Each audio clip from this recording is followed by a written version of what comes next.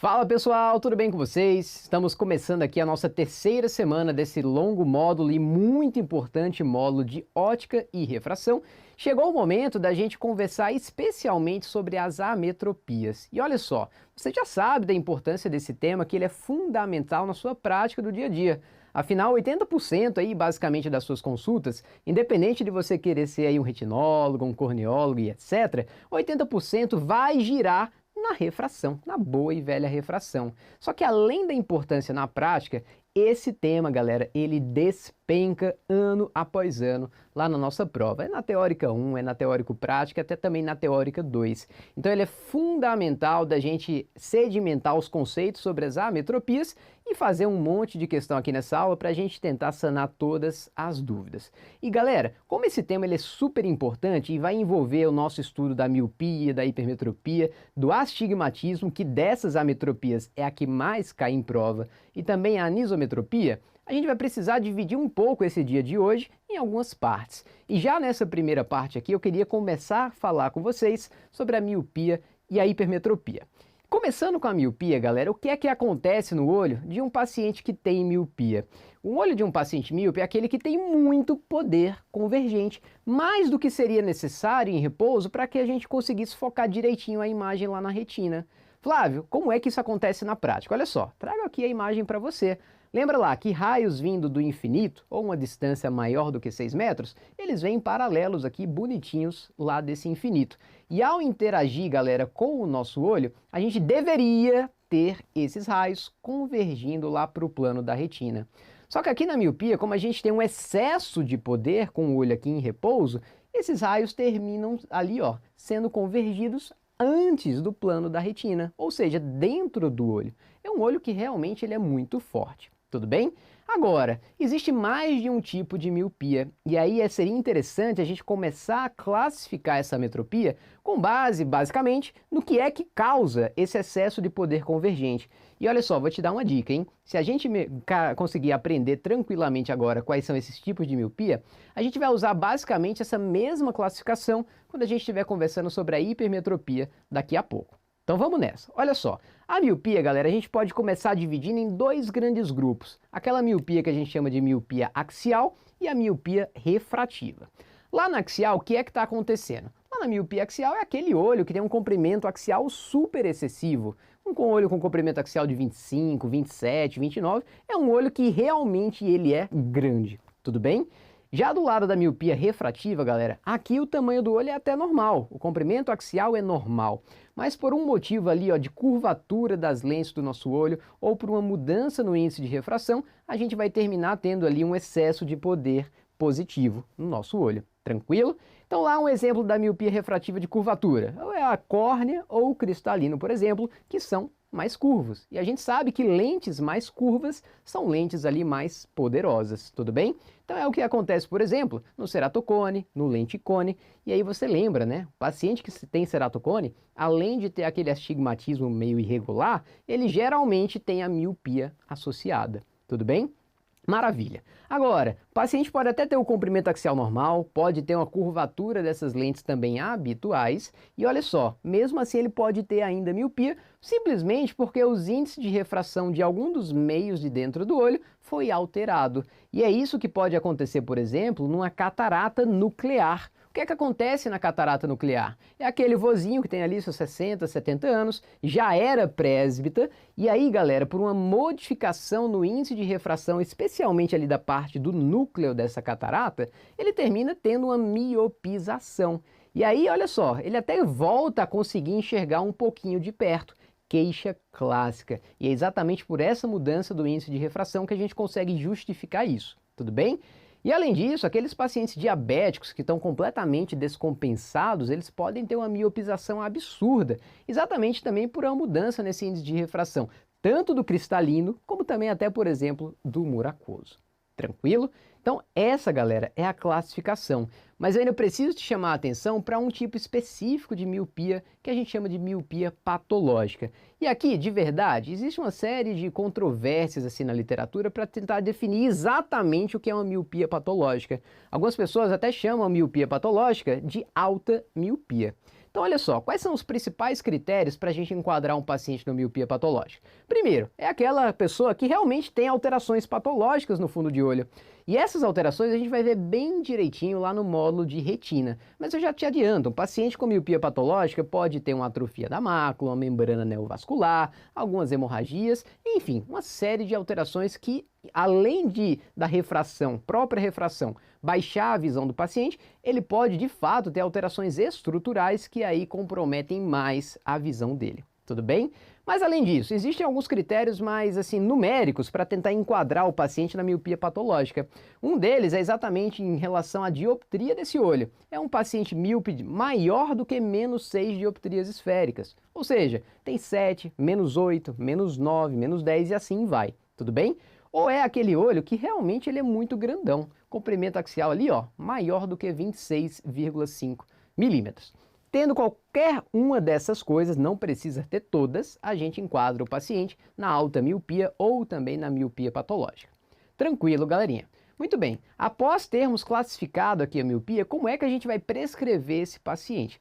E aqui, galerinha, quando a gente compara com a prescrição da hipermetropia, que a gente vai ver daqui a pouco, aqui é mais tranquilo, porque basicamente a gente vai fazer a prescrição da refração estática desse paciente. Tranquilo? Agora, o que é que acontece em crianças? Primeiro, é comum a gente ter uma miopia em uma criança? Aquela criança que está ali, ó, com o olho pequenininho. É comum ela ter miopia? Não, galera, é incomum a gente ter miopia ao nascimento. Mas se tem uma subpopulação dessas crianças aqui que pode ter miopia ao nascimento, é especialmente aqueles prematuros. Tranquilo? Maravilha. Agora, galerinha, quando a gente vai comparar miopia com a hipermetropia que a gente vai ver daqui a pouco, você míope aí que está em casa sabe, de longe você tem muita dificuldade de ver, não é mesmo? Mas de perto, você até às vezes tem uma vantagem a mais do que aquele seu amigo, não é mesmo? E com a criança é exatamente a mesma coisa. Pensa só, a criança pequenininha, o bebezinho, está ali, ó, em íntimo contato com a mãe, com o pai, o mundo dela é um mundo próximo. Mesmo que ela seja míope, ela vai estar enxergando razoavelmente bem para o que ela precisa, porque o mundo dela é um mundo de perto. Já o hipermétrope, que a gente vai ver daqui a pouquinho, o hipermétrope não, eu sei muito bem, porque eu também tenho hipermetropia. A gente enxerga meio ruim de longe e também ruim de perto, não tem uma areazinha que a gente enxerga melhor. Por isso, galera, que a miopia tem um menor risco de ambliopia quando a gente compara com a hipermetropia. Tranquilo? Agora, aqui, galera, quando o paciente tem miopia, não necessariamente a gente vai ter que prescrever todos os pacientes. E aí isso aqui muda com uma certa frequência. Mas o que a gente mais encontra na literatura hoje em dia e nas diretrizes da Academia Americana, de Sociedade de Pediatria, é exatamente que até 2 anos de idade a gente não vai corrigir caso a miopia tenha menos do que 3 dioptrias. Vai pensar em corrigir 4, 5 e assim vai. Mas até 3 dioptrias de miopia a gente tolera. E assim vai, olha, mas observa, quanto maior a idade, menos a gente vai tolerar para não prescrever, ou seja, a gente vai começar a prescrever cada vez mais. Até 6 anos a gente não vai corrigir até 1,5 grau de miopia e após os 6 anos a gente não vai corrigir até meio grau de miopia. Tranquilo, galerinha. Agora, uma grande preocupação para a gente hoje em dia é a gente fazer com que a criança não chegue a uma miopia tão elevada. É a gente fazer o controle da progressão dessa miopia. E era sobre isso que eu queria falar com você aqui a partir de agora, porque olha só, em 30 anos, estima-se que até 1 bilhão de míopes vão existir no nosso país, no nosso mundo. Só que, galera, além de ser simplesmente um erro refracional, a gente já viu que um monte de coisa pode acontecer simplesmente porque o paciente tem uma miopia, especialmente axial. É descolamento de retina, é uma cicatriz na região da mácula. Então essa é a nossa grande preocupação em tentar fazer o controle dessa progressão da miopia. E para a gente tentar controlar essa miopia, galera, a gente vai ter que fazer uma série de intervenções que vão passar desde mudanças ambientais até tratamentos óticos, como a gente vai ver. Começando pelas mudanças ambientais, galera, a gente tem que estimular a criança a fazer atividades em ambientes externos. Sabe por quê? Porque quando a gente está ali exposto à luz solar, realmente está brincando ao ar livre, a gente vai ter uma luminância, ou seja, uma luz realmente muito forte incidindo no nosso olho. A luz solar é uma luz forte. E isso, neste caso aqui, é uma coisa positiva. Sabe por quê? Porque a gente consegue estimular a dopamina intraocular. E aí, pelos estudos que a gente tem hoje em dia, postula-se de que essa dopamina, quando aumenta, inibe o aumento do olho, ou seja, inibe o aumento do diâmetro antero-posterior. Tudo bem? Então essa é uma mudança ambiental de suma importância. Agora, quando isso aqui não resolve e a criança realmente está progredindo a miopia, a gente começa a ter o tratamento farmacológico. E a grande medicação que a gente tem nos dias de hoje é exatamente a atropina, especialmente, galera, uma atropina em baixa concentração. Porque você sabe, uma atropina aí a 1%, uma concentração maior, por exemplo, além de prejudicar a visão do paciente no dia seguinte, que vai estar com dificuldade de ver, especialmente de perto, tem uma série de efeitos colaterais, inclusive do ponto de vista sistêmico. E a gente não quer que isso aconteça, tudo bem? Então a atropina em baixas concentrações, especialmente de 0,01 a 0,05%. Mas existem outras medicações que a literatura cita. O CBO, por exemplo, ele traz que a gente poderia utilizar, por exemplo, a pirenzepina e a 7-metilxantina. Mas de verdade, na prática, a gente vai estar diante aqui da atropina. Beleza? E galera, a gente também pode fazer uso do tratamento óptico. E aqui a estrela é exatamente a ortoceratologia e as lentes de defocus. Começando pela ortoceratologia, galera, a gente vai ter basicamente uma lente de contato que a gente vai adaptar na região da córnea, cujo principal objetivo é exatamente diminuir o defocus hipermetrópico periférico, DHP. Flávio, que danado é isso? Pensa aqui comigo, galerinha, olha só. Nesse caso aqui, imagina que o raio vai estar entrando no olho e pensa, aqui na região central o olho vai estar se esforçando para deixar de fato, aqui na região central, o raio incidindo na retina. Mas olha o que é que está acontecendo com esses raios aqui, ó, mais periféricos. Eles estão caindo como se estivesse atrás do olho, ou seja, como se fosse uma parte meio que hipermetrópica realmente ali naquela região. E aí o que é que o olho vai tentar fazer nesse caso? Ele vai tentar crescer um pouco mais para tentar deixar essa parte mais periférica no plano da retina. Só que aí quando ele cresce essa parte periférica, galera, a parte central sai de foco. E assim vai.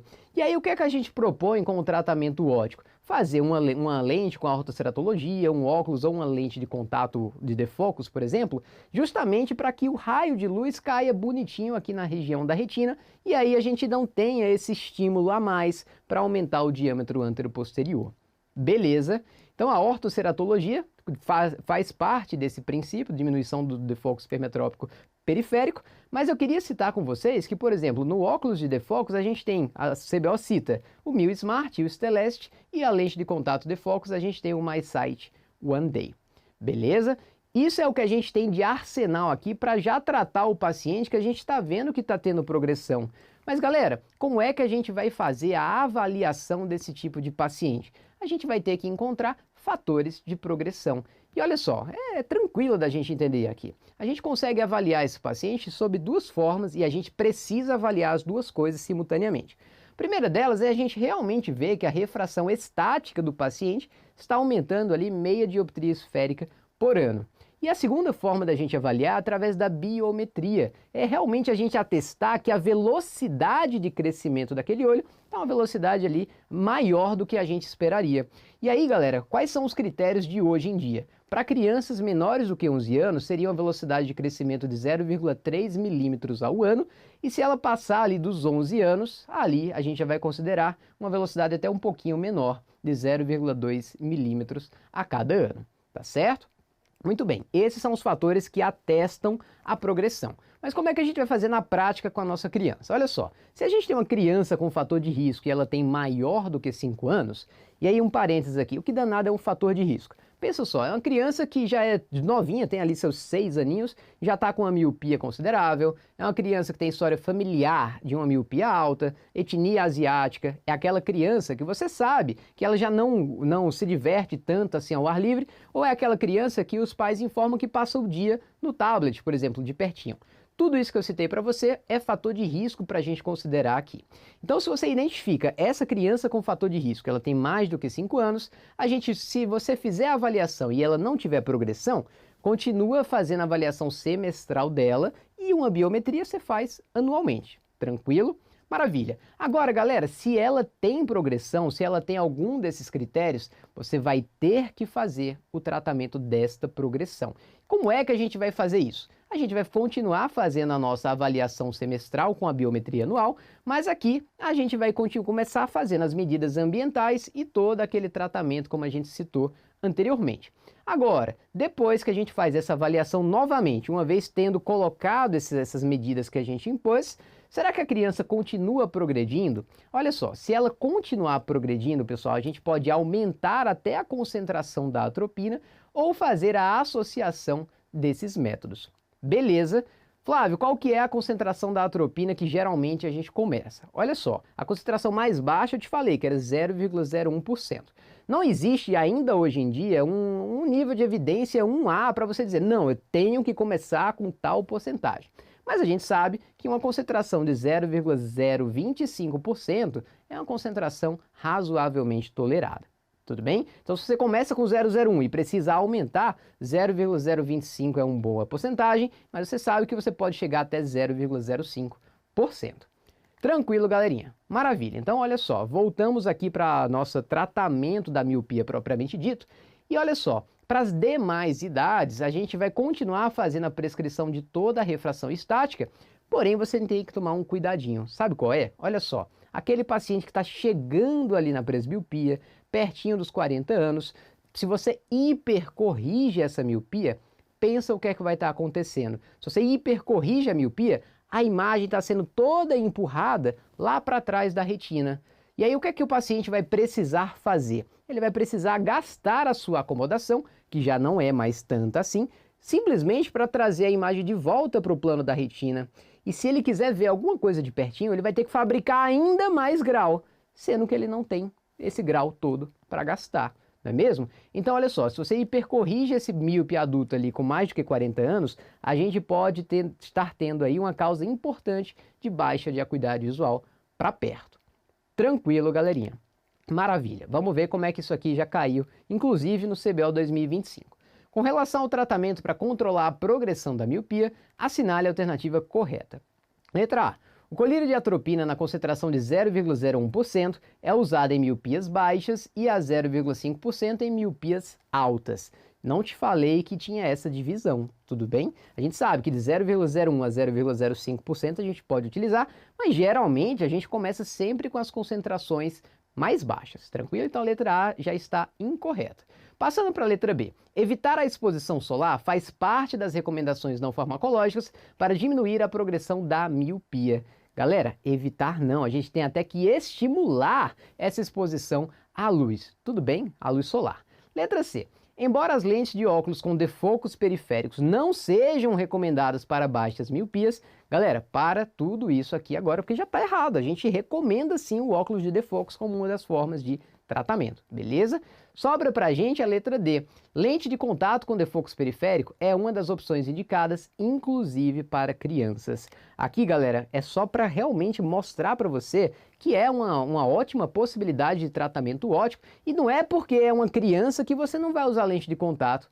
Calma lá, existem aquelas crianças super bem orientadas, colaborativas, que conseguem tolerar sim o uso da lente de contato. Então a resposta para a gente aqui era exatamente a letra D. E aí, galera, rapidinho a gente venceu aqui a parte da miopia. Para a gente finalizar essa nossa primeira conversa, é momento da gente falar agora sobre a hipermetropia.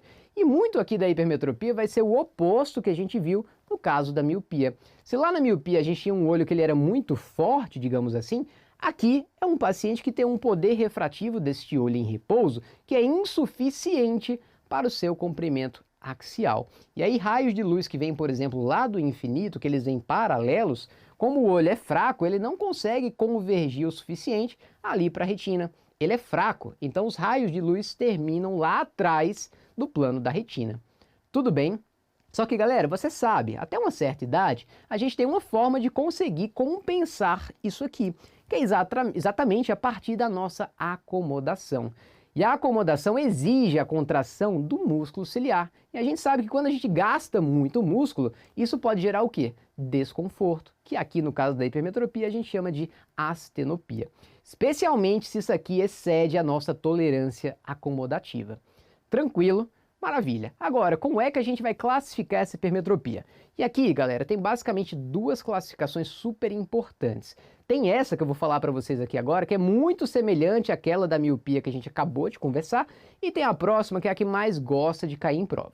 Começando com essa, galera, mais uma vez a gente vai dividir a hipermetropia em axial e refrativa, sendo que a axial aqui neste caso vai ser aquele olho que na verdade ele é pequenininho. Então, um nanoftalmo, um microftalmo, ou simplesmente um olhinho ali que realmente é um pouco menor do que a média. Tudo bem? Agora, se o olho ele tem até o seu tamanho normal, mas ele ainda é hipermétrope, é por uma causa refrativa. E mais uma vez, aqui a gente vai poder ter a de curvatura e também a de índice. Lá na de curvatura, galera, um grande exemplo é exatamente a córnea plana. Que no caso, a córnea sendo plana é uma córnea que vai ser mais fraquinha, digamos assim. A gente poderia ter um cristalino também, que a sua superfície também fosse um pouquinho mais fraca, e isso poderia também gerar uma hipermetropia refrativa de curvatura. Agora, se o comprimento axial está normal, se as curvaturas dos meios estão normais, a gente ainda pode ter hipermetropia por uma modificação do índice de refração dos nossos meios. E aqui, galera, um exemplo clássico é aquele cirurgião de retina que fez uma vitrectomia via pars plana, e aí, galera, ele precisa utilizar um substituto vítreo. E aí, quando a gente coloca o óleo de silicone, aí a gente tem uma hipermetropia que ela é realmente fundamental. O paciente, às vezes, hipermetropiza 5, 6 dioptrias simplesmente pela presença do óleo de silicone. Tranquilo? Maravilha. Agora, existe uma outra classificação, que é essa que eu comentei para vocês, que ela é de suma importância que a gente saiba, porque ela gosta de aparecer na prova. E aqui, galerinha, olha só, vamos passo a passo construir esse conhecimento. Em início, a gente vai ter a nossa hipermetropia total. Como uma coisa total, ela vai ser resultado da soma de outras coisas. Essa hipermetropia total, galera, é aquela que a gente encontra quando o olho está completamente relaxado, ou seja, quando ele está cicloplegiado. Ou seja, é aquela hipermetropia que a gente tem na nossa refração estática. Então, quando ele te disser lá no enunciado que a refração estática do paciente é tal, essa é a hipermetropia total, que, como eu te disse, é resultado da soma de dois tipos de hipermetropia, a latente e a manifesta. O que danado, galera, é a hipermetropia latente. É aquela que é corrigida parcialmente, ela é corrigida pelo tônus do músculo ciliar.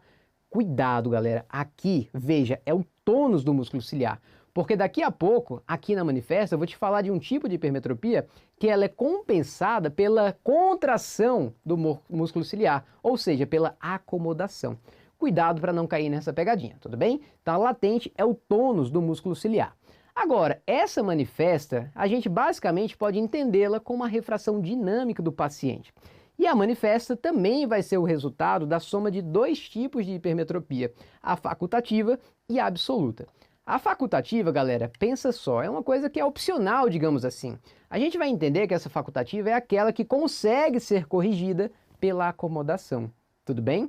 Agora, a absoluta, essa daqui não tem jeito, ela não vai conseguir ser corrigida pela acomodação, tudo bem? Então a facultativa com a absoluta vai dar a manifesta e a manifesta com a latente vai dar a hipermetropia total. Agora observe um seguinte detalhe, eu estou te falando que a hipermetropia manifesta facultativa é corrigida pela acomodação, beleza. Só que com o passar da idade, galera, a gente vai tendo cada vez menos acomodação. Ou seja, a facultativa vai diminuindo e se transformando na absoluta, que no caso vai aumentando. Tudo bem, galerinha? Maravilha. Vamos ver como é que isso aqui a gente pode exemplificar numa situação prática sua com o seu paciente. Olha só, a refração dinâmica de um paciente evidenciou um erro refracional de mais 7 dioptrias. Com a refração estática, evidenciou-se um erro refracional de mais 8 dioptrias.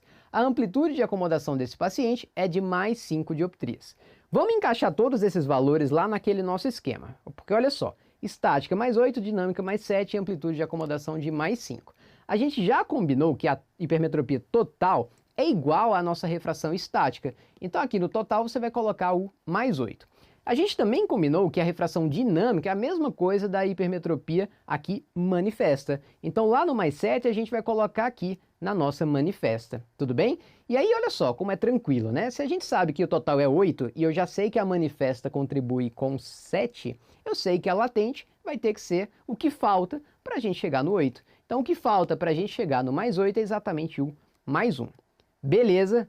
Maravilha. Só que além disso, galera, olha só. A manifesta, que é mais 7, vai ser resultado da soma aqui da facultativa com a absoluta, não é mesmo? Se eu sei que a amplitude de acomodação é de mais 5, e eu sei que a hipermetropia facultativa é aquela que é compensada por essa acomodação, aqui na facultativa a gente já vai colocar o mais 5.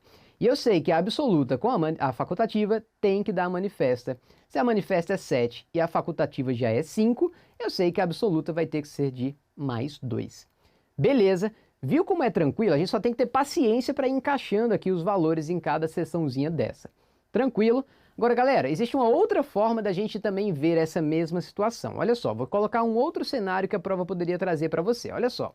A refração dinâmica de um paciente evidenciou um erro refracional de mais 3 dioptrias, né? Com isso, ele chegava a uma acuidade de 20/20. Com a refração de mais 1, o paciente mantém essa acuidade de 20/20 que a gente tinha visto lá com mais 3. Na refração estática, evidenciou-se um erro refracional de mais 4. Como é que a gente vai conseguir raciocinar em cima disso? Olha só, refração estática mais 4, dinâmica de mais 3. Trazendo aqui pra gente, galera, a gente já vai colocar o mais 4 da estática aqui na hipermetropia total e o mais 3 da manifesta aqui, porque é a refração dinâmica. E aí a gente já sabe que a latente com a manifesta tem que dar a total. Se a total é mais 4 e a manifesta já é mais 3, falta mais 1 ali da latente para a gente chegar lá. Tudo bem? Agora, olha só, ele não está te falando no enunciado exatamente qual é a amplitude de acomodação. Então eu não posso já sair colocando aqui facultativa e absoluta. Mas olha que legal a forma como ele falou. Ele te disse o seguinte, olha só. Com mais 3, eu estou colocando lá no Grins, por exemplo, uma lente de mais 3. Foi a primeira vez que ele chegou no 20/20. Se eu vou tirando lente positiva, ou seja, se eu vou colocando 2,75, 2,5, 2,25, 2, até chegar em 1, ou seja, de mais 3 para mais 1, eu fui tirando a ajuda que eu estava dando com a lente lá do aparelho e o paciente continuou vendo o 20/20. Por que danado ele conseguiu fazer isso? Foi exatamente porque agora, quando ali ele estava no mais 3, ele não estava gastando nada de acomodação. E entre mais 3 e mais 1, ele foi gastando a acomodação, por isso ele conseguiu se manter ali no próprio 20/20. Beleza? Então a gente entende que a amplitude de acomodação dele foi a diferença do mais 3 para o mais 1. Ou seja, ele conseguiu ter uma amplitude de acomodação de 2 dioptrias. Agora, se a gente sabe que a manifesta é mais 3 e a facultativa já contribuiu com mais 2, a gente entende agora que a absoluta é de fato mais 1. Beleza? É assim que a gente consegue raciocinar de uma forma também mais diferente. Vamos ver como é que isso já caiu em prova. Em relação à hipermetropia, é correto afirmar. Olha só, ele vai fazer um monte de pergunta com base nessa classificação. Vamos até colocar ela ali para facilitar para a gente. Letra A. A hipermetropia latente é compensada pela acomodação e aumenta com a idade. Primeiro, galera, a latente é aquela do tônus do corpo ciliar, não é da acomodação, tudo bem? Então a letra A a gente já sabe que ela está inadequada. Letra B, a hipermetropia total é igual à soma da hipermetropia latente com a manifesta.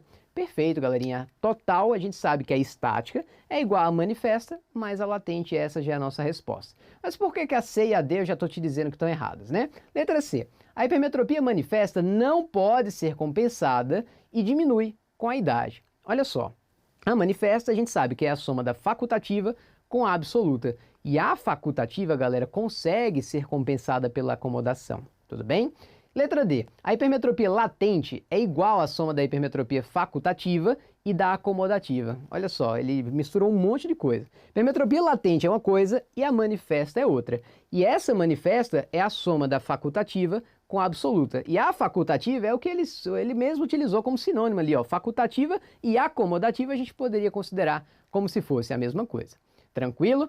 Próxima questão. O que danado é uma hipermetropia facultativa, né? E aqui agora a gente já está praticamente careca de saber que a hipermetropia, galera, facultativa é aquela que consegue ser compensada pela acomodação. Quando a gente procura isso aqui lá nas nossas alternativas, a gente encontra lá na letra D. É aquela que pode ser compensada pela acomodação. Beleza? Próxima questãozinha aqui pra gente. Assinale a alternativa correta sobre pacientes hipermétropes, né?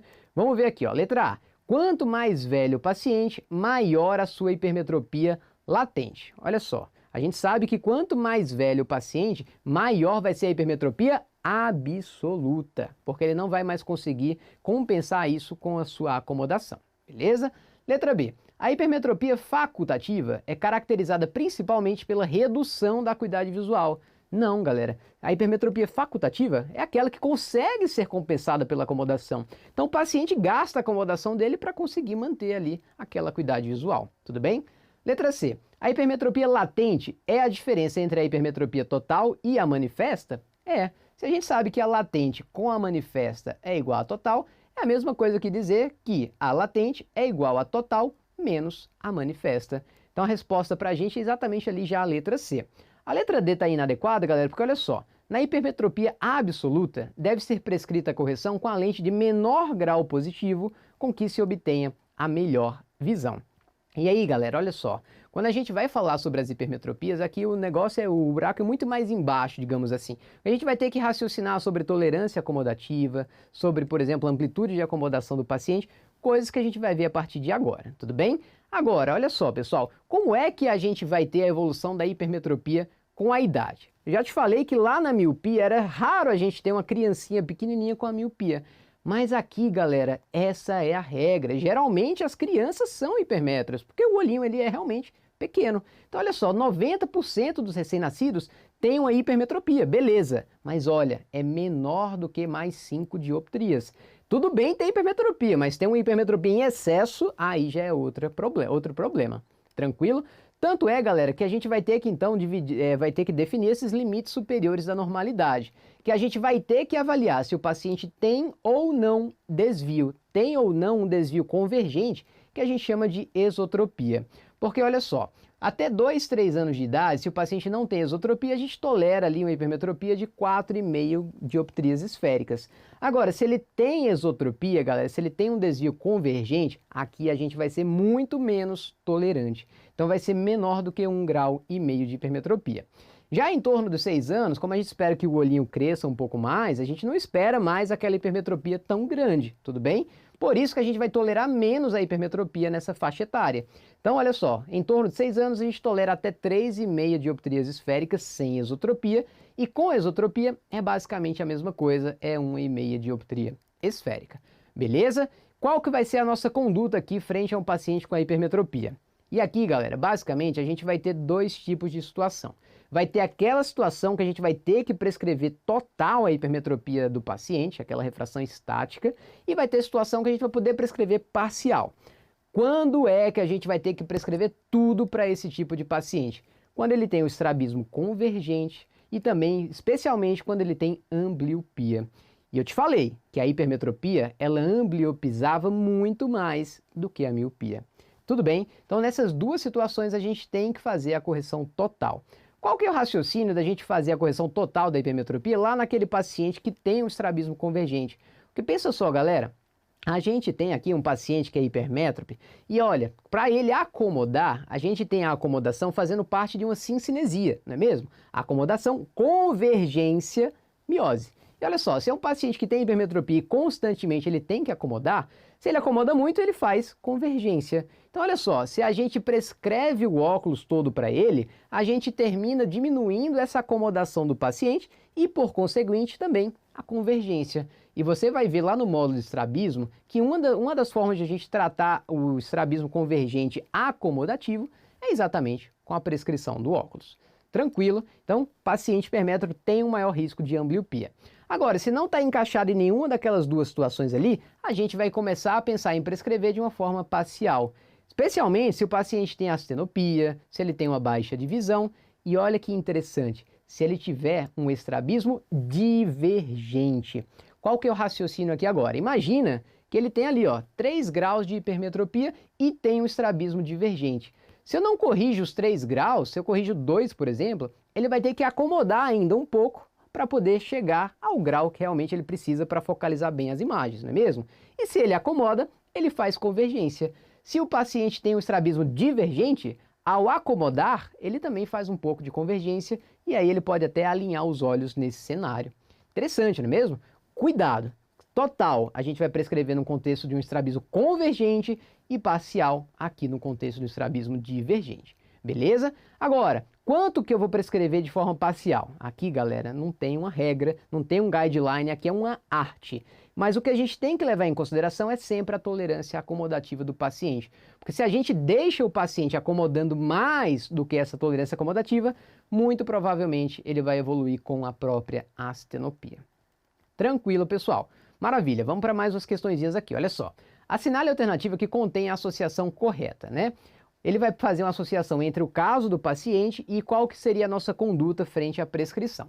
O primeiro caso seria uma criança de 4 anos que tem uma refração estática de 3,5 e não tem queixas. A gente já viu, né, na parte ali de acomodação, com a tolerância acomodativa, que a gente tinha uma regrinha para saber qual que era a tolerância acomodativa de cada paciente. Mas eu já te digo, para 5 anos, galera, a gente praticamente tolera de forma tranquila 4 dioptrias esféricas. Se a criança tem 4 anos, ela tolera até um pouquinho mais do que essas 4 dioptrias esféricas, não é mesmo? Então, se ela tem só 3,5, a tolerância acomodativa dela consegue tranquilamente superar aquilo ali. Então, eu estou tendendo aqui para a criança número 1 não prescrever nadinha, tranquilo? Mas olha só, para a criança número 2, que tem 5 anos, está com a refração estática ali, ó, no limite da tolerância acomodativa que a gente espera para aquela idade. E ela está com astenopia. Então, nesse caso, que está do lado lá da astenopia, a gente precisa prescrever de forma total esse paciente? Não, eu posso prescrever aqui um grau parcial, por exemplo, tudo bem? Então eu posso fazer a prescrição de um grau igual ou menor do que a refração estática, tudo bem? Mas olha, criança número 3, ela tem 6 anos, tem uma refração estática de mais 5, uma refração bem importante, e ela tem esotropia. Primeiro, lembra lá, qual que era o limite superior da normalidade para essa situação? Era 1,5 dioptria esférica, então a gente vai ter que prescrever. Beleza. Agora, se ela tem esotropia, galera, a gente tem que fazer a prescrição total dessa hipermetropia. Então, olha só, para a criança número 3, a gente vai prescrever a refração estática. Quando a gente vê tudo isso aqui, a gente encontra a nossa resposta exatamente lá na nossa alternativa na letra D. Beleza? Lembrando que a amplitude de acomodação ela cai com o passar da idade e a tolerância acomodativa também diminui, especialmente com referência à idade do paciente. Tranquilo, galerinha. Vamos para a próxima questão aqui, olha só. Qual é a causa mais provável de uma ambliopia bilateral entre as abaixo? Ou seja, dentre essas alternativas, qual dessas alternativas vai ser a que mais tem chance de causar uma ambliopia bilateral? Olha só, criança com anisometropia mista de 2 dioptrias. Beleza, pode dar uma ambliopia? Pode, mas galera, geralmente é do olho que vai ter um grau pior. Aqui, geralmente, a gente vai ter uma causa de ambliopia unilateral, beleza? Letra B, criança com miopia de menos 5 dioptrias nos 2 olhos. Olha só, é uma miopia alta. Pode dar ambliopia? Pode, mas será que dessas alternativas é a que mais pode causar ambliopia? Vamos ver, né? Letra C, criança com fixação cruzada. Geralmente aqui a gente vai ter uma certa ambliopia, pode acontecer, mas talvez seja uma ambliopia talvez até um pouco mais unilateral. Tudo bem? A gente vai ver lá no módulo de estrabismo. E finalmente, letra D, criança com hipermetropia de 8 dioptrias nos 2 olhos. Olha só, ficamos numa situação aqui de uma hipermetropia de mais 8 e uma miopia de menos 5. Dessas duas situações aqui, qual que pode dar mais ambliopia, galera? É exatamente o que a gente encontra lá na letra D. Tudo bem, lembra que hipermetropia dá mais ambliopia do que a própria miopia. Pessoal, estamos chegando quase que no final dessa aula. É o momento agora da gente acrescentar, refinar um pouco dos conceitos, tudo bem? E aí tem algumas situações interessantes, que é exatamente a primeira situação aqui em relação ao tamanho da imagem. É isso mesmo. Paciente hipermétrope, míope e até mesmo hemétrope, eles têm percepções diferentes de cada tamanho da imagem. Então vamos construir esse raciocínio, né? Analisando o olho aqui, como se realmente fosse um olho menorzinho no caso do hipermétrope, ou um olho grandão no caso do míope, olha só, pensa que a gente está como se tivesse a nossa retina uma tela de um projetor. Olha só, o filme lá sendo projetado lá na nossa retina. Desta forma, a gente consegue entender que a imagem que vai ser projetada na tela, que no caso aqui é a nossa retina, no paciente hipermétrope vai ser uma imagem que dessas situações vai ser um tamanho menor, no hemétrope uma imagem que ela é intermediária e no caso do míope aqui é o tamanho dessa tela que a gente vai ter de projeção. Então aqui a gente vai ter uma imagem que ela é de fato maior, beleza? E essa besteirinha aqui já caiu em prova e vive caindo, olha só. Considere 3 pacientes, um hipermétrope de mais 3, um míope de menos 3 e um hemétrope sem capacidade de acomodação e sem correção óptica, olhando lá um optotipo a uma distância de 6 metros. Se o poder dióptrico dos sistemas ópticos for o mesmo para os 3 pacientes, o que é que vai acontecer? Olha só, o míope vai ter a imagem maior, o paciente emétrope uma imagem intermediária e o hipermétrope vai ter uma imagem menor. Quando a gente vai avaliar as alternativas, a gente encontra essa composição lá na nossa letra A. O míope formará a maior imagem retiniana do optotipo. Beleza? Vamos para a nossa segunda situação. Qual que é a influência aqui de eu afastar ou aproximar uma lente de um paciente hipermétrope, de um paciente míope, sobre o tamanho da imagem? E aqui, galera, eu já queria te dar uma dica. Olha só. Uma lente positiva, aquela que a gente usa no hipermétrope, por exemplo, ela é muito boa até em aumentar o tamanho da imagem, beleza? E uma lente negativa, como a gente usa no míope, ela é ótima também em diminuir o tamanho da imagem. Olha só como é que está, por exemplo, aqui uma lente positiva no olho do professor Daniel. Está até aumentando ali o olho dele, não é mesmo? E aí, com essa informação, que você sabe que a lente positiva é especialista em aumentar o tamanho e a lente negativa é especialista em diminuir o tamanho, vai ficar fácil da gente raciocinar, porque olha só, quando a gente tem uma lente negativa, a imagem diminui com o aumento da distância vértice, e quando a gente tem aqui uma lente positiva, a imagem aumenta com o aumento da distância vértice. Vamos resumir isso aqui numa regrinha geral? Olha só, quanto maior a distância vértice, mais a lente vai fazer o que ela sabe fazer. Quanto maior a distância vértice, mais ela vai fazer aquilo que ela é especialista em fazer. Então, por exemplo, a lente negativa, quanto maior a distância vértice, ela vai fazer mais ainda aquilo que ela é especialista, ou seja, ela vai diminuir mais ainda a imagem. E na lente positiva, quanto maior a distância vértice, mais ainda ela vai fazer o que ela adora fazer, que é aumentar o tamanho da imagem. Por isso que na lente positiva, a imagem aumenta com o aumento da distância vértice. Tranquilo, galerinha? Vamos ver aqui agora como é que essa distância vértice também vai influenciar em um outro aspecto, que é exatamente sobre o foco da imagem. E a primeira situação que eu quero trazer aqui é quando a gente vai reduzir a distância vértice. Olha o que é que acontece, por exemplo, numa lente negativa. Se a gente estiver lá numa distância vértice específica, em que os raios estão caindo bonitinho ali na região da retina, se a gente reduzir essa distância vértice, olha o que é que vai acontecer com a imagem. Ela caiu, ó, lá atrás da retina, como se a gente tivesse causado aqui uma divergência ainda maior. Ou seja, dito de outra forma, se a gente reduz essa distância vértice, a gente aumenta o poder efetivo desta lente. E é por isso, por exemplo, que aquele paciente míope, que está ali com o óculos meio desatualizado, meio fraco, fica constantemente empurrando o óculos em direção ao olho, porque ele diminui essa distância vértice e ele aumenta o poder efetivo da lente. Tranquilo?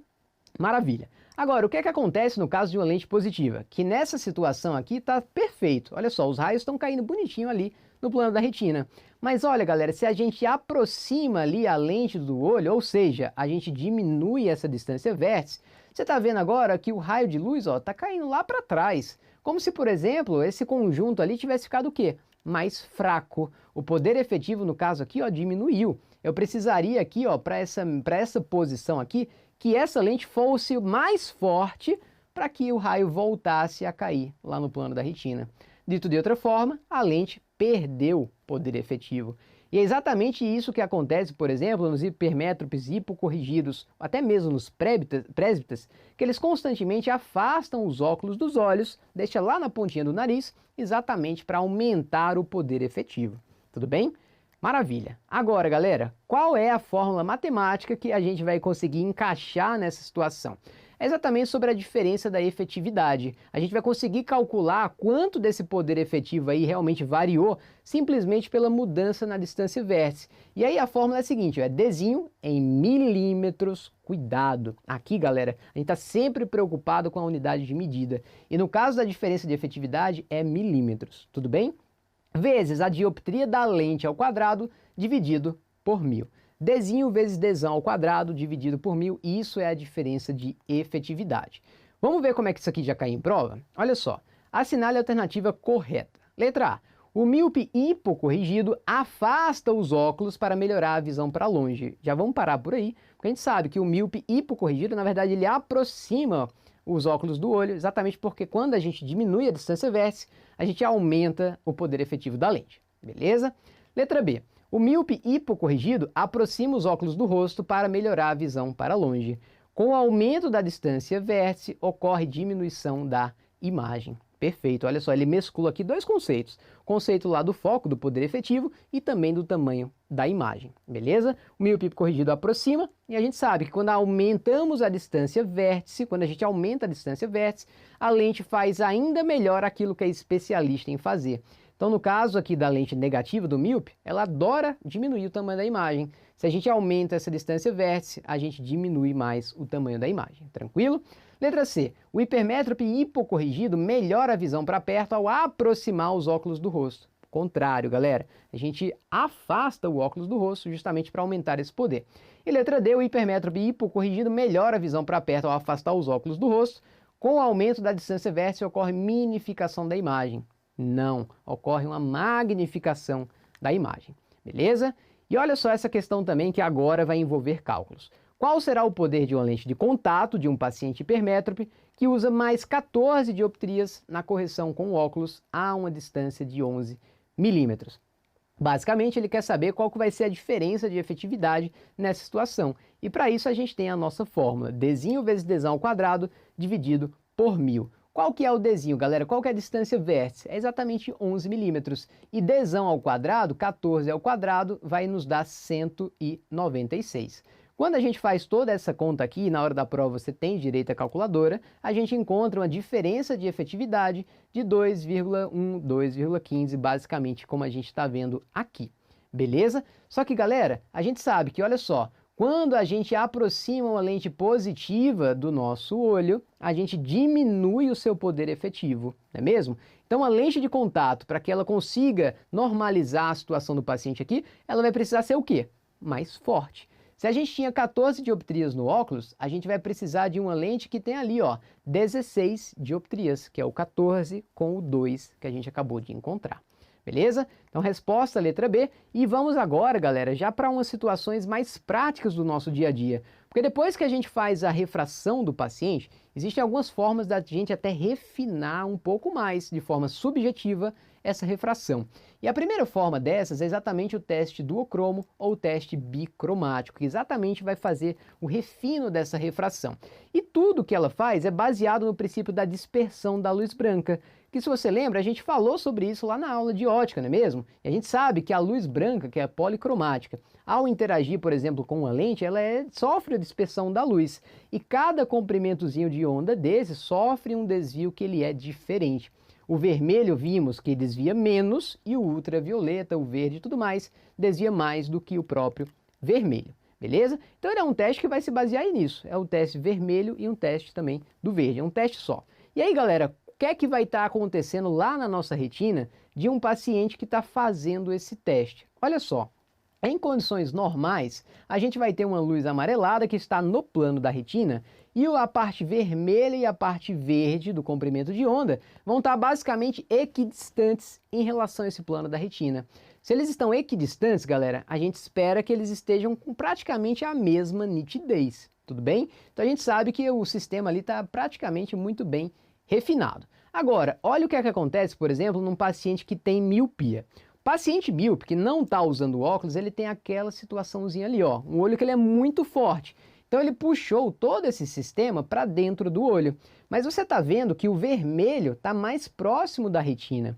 Então nesse caso, se a gente faz um teste aqui duocromático para ele, se ele não está corrigido, ele vai te dizer que ele está vendo ali o optotipo no vermelho mais nítido do que o que ele está vendo no verde. Porque afinal, o vermelho está mais próximo do plano da retina. Quando a gente corrige esse paciente, fica tudo bonitinho e ele vai te dizer, não, doutor, estou vendo bonitinho os optotipos, tanto no vermelho como no verde, de forma semelhante. Tudo bem? Essa é a situação corrigida. Agora, se a gente excede a lente que a gente vai prescrever para ele, se a gente hipercorrige, a gente vai estar empurrando aquele sistema mais para trás da retina. E nessa situação, agora o verde está mais próximo da retina. Desta forma, ele vai te dizer que ele está vendo o optotipo da letra E ali mais nitidamente sobre o fundo verde. Tudo bem? Maravilha. Agora, essa situação é hipercorrigida. No lado da hipermetropia, galera, se ele não está corrigido, o que está acontecendo é que a imagem está caindo atrás do olho. E nessa situação, o verde está mais próximo da retina. Então, se ele não está corrigido, o hipermétrope vai dizer que o optotipo sobre o fundo verde está mais nítido, porque está mais próximo da retina. Se a gente corrige esse paciente, ele vai te dizer que nesse caso ele está vendo igualmente sobre os dois fundos, Porém, se a gente hipercorrige esse paciente, traz todo o conjunto aqui para frente. E o vermelho vai ficar mais próximo do plano da retina. Então, o paciente hipermétrope hipercorrigido vai dizer que vai estar vendo melhor ali o optotipo sobre o fundo vermelho. Beleza? Esse é o raciocínio aqui por trás desse teste duocromático. Olha como é que isso pode cair em prova.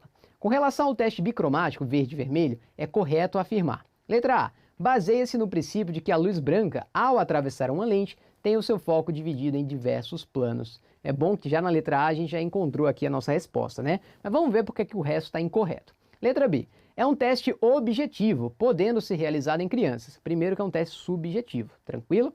Letra C. A partir da mesma fonte de luz branca, a luz verde focaliza-se mais longe do cristalino quando comparada à luz vermelha.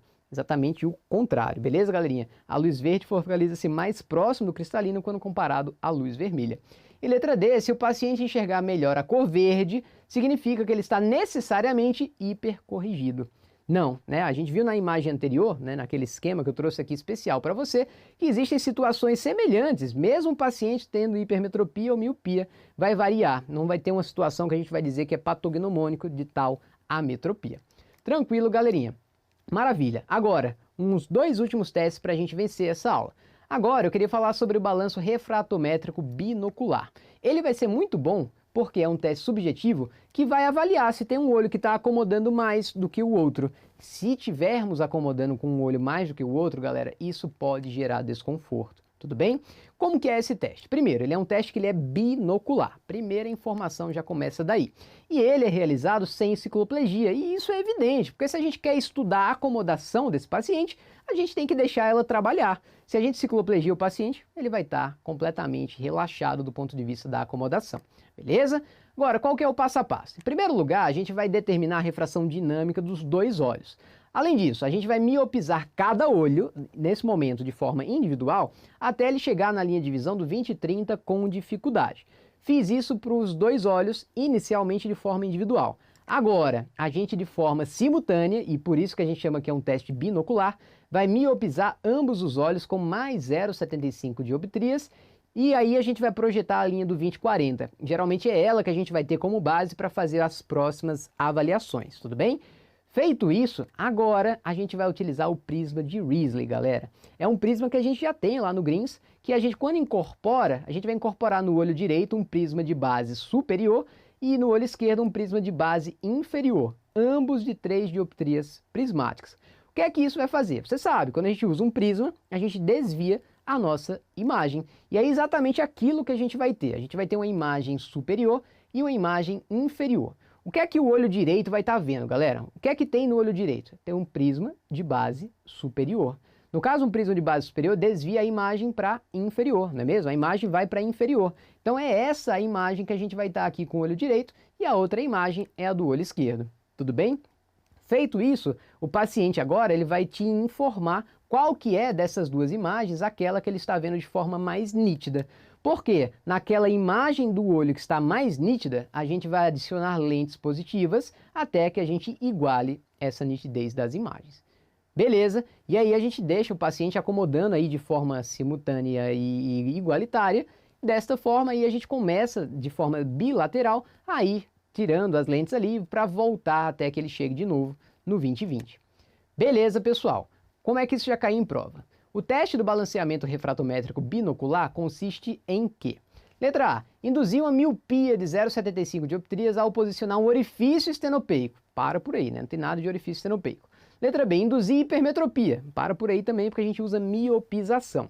Letra C. Induzir uma miopia de 0,75 dioptrias nos 2 olhos e posicionar prismas de Risley de 3 dioptrias prismáticas de base superior na frente do olho direito e de base inferior na frente do olho esquerdo. Perfeito. É essa a resolução, tudo bem?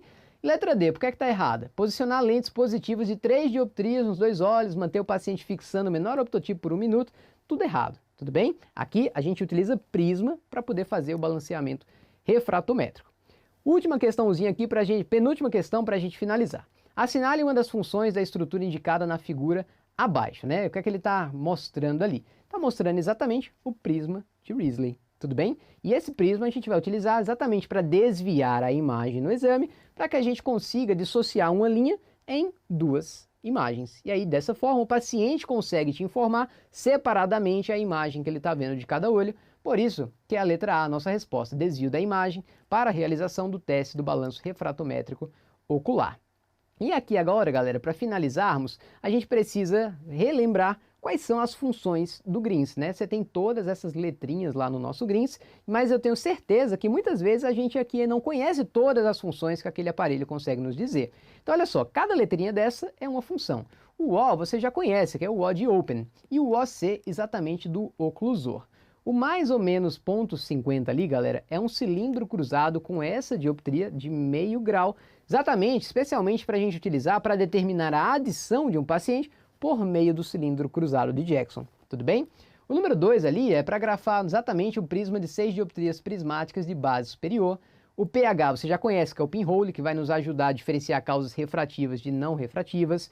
O mais 0,12 é uma lente de mais 0,125 dioptrias, se você quiser ter aquela minúcia entre um grau e outro, tudo bem? Repete novamente aqui o O de Open, e aí a gente começa a chegar aqui no RL, que é exatamente um filtro vermelho. E aí, galera, a gente chega aqui ó, no RMH e no RMV. Os dois são basicamente o Maddox vermelho, só que o H é de horizontal e o V é de vertical, tudo bem? O P é uma lente polarizada que a gente coloca ali no nosso GRINS, e ele pode ser importante quando a gente estivesse, por exemplo, utilizando um projetor que projetasse optotipos de forma polarizada. E aí, com esse polaroid, a gente conseguiria um olho ver de uma forma e o outro olho ver de outra forma, parecido com o 3D que a gente tem, por exemplo, tudo bem? E aí, desta forma, a gente conseguiria também fazer um balanço refratométrico binocular, porque um olho estaria vendo uma imagem e o outro olho estaria vendo outra, tudo bem? E finalmente o R é exatamente de retinoscopy, que é exatamente o quê? Você lembra que lá na retinoscopia, geralmente você tem que fazer o desconto da sua distância de trabalho, não é mesmo? Que a 66 centímetros você desconta 1,5 dioptria, não é isso? Quando você coloca o Rzinho aqui, galera, do GRINS, basicamente você já está embutindo aí na sua refração essa lente aí de 1,5 dioptrias. Então, se você, por exemplo, coloca ali na função do R, vai examinar o paciente, você neutralizou a faixa com mais 2 dioptrias esféricas que você está lendo lá no seu GRINS, ali já é a dioptria do seu meridiano. Tudo bem? Indo agora para a questão, olha só o que caiu em 2021, né? Ele pergunta aqui basicamente, galera, qual que é a alternativa que correlaciona direitinho aqui os números com a sua função. No 1, a gente está vendo aqui basicamente a parte da retinoscopia, não é mesmo? Que vai nos ajustar a distância de trabalho na esquiascopia, tranquilo? Então a gente sabe que o 1 vai ter que ser ali a letra C. O 2 é exatamente as 6 dioptrias prismáticas de base superior, que a gente pode utilizar para fazer a dissociação da imagem para um balanço refratométrico ou acomodativo.